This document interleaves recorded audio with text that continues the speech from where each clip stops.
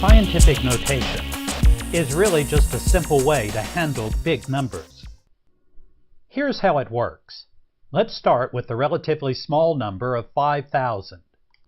How do we write the number 5,000 in scientific notation?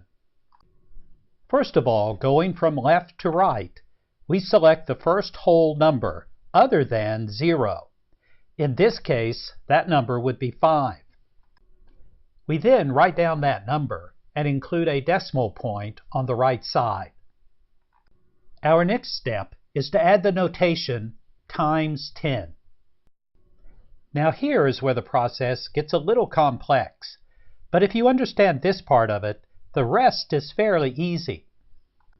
We need a number right here. The number is a superscript to the 10. In mathematics, it's called an exponent. But how do we determine what the exponent will be? First of all, ask yourself this question. How do I convert 5 into 5,000? Well, I add 3 zeros. Zeros are really just decimal place holders, so in essence, I've added 3 decimal places to the right of the 5. 1, 2, 3. And that's our answer. The exponent will be the number 3.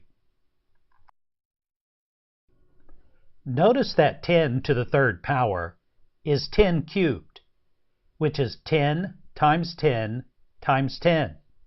And that equals 1,000. And 5 times 1,000 equals 5,000.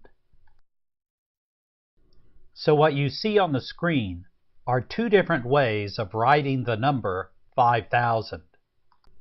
In this example, the scientific notation is even more difficult to write down than the standard format.